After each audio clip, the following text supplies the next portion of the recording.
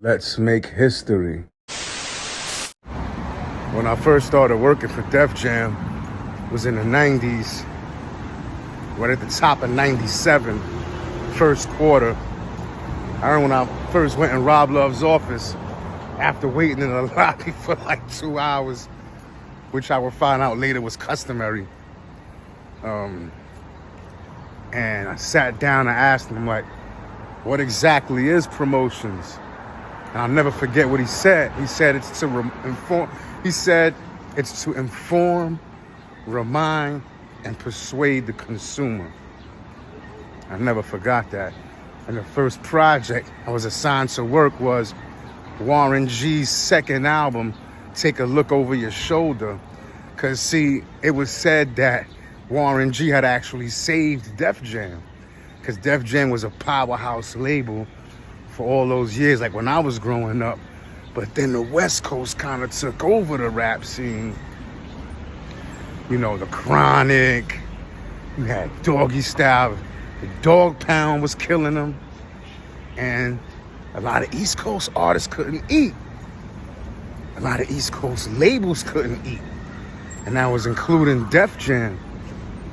So when Warren G, so they signed to Warren G and was able to get some of that West Coast money, some of that West Coast success. And Warren G saved the label. His album sold millions. Warren G's first album, so I was assigned to work his second album. That was the first project I worked. Didn't do well. Warren G's a dope artist, you know. But, you know, I guess maybe the sophomore jinx. But the album didn't do well. So then the next project I worked, that was short-lived. The next project I worked was kind of like a pet project of Chris and Dave Lighty. And I remember when they called us all into the conference room to tell us about the rollout of this new project, this new rap group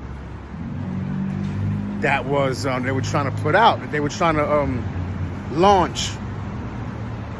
And they were all hyped. They brought us into the conference room and told us about it and showed us the logo. The logo was a big part, a centerpiece of the rollout. And the group was called Crew, C-R-U. And it was composed of 3 people.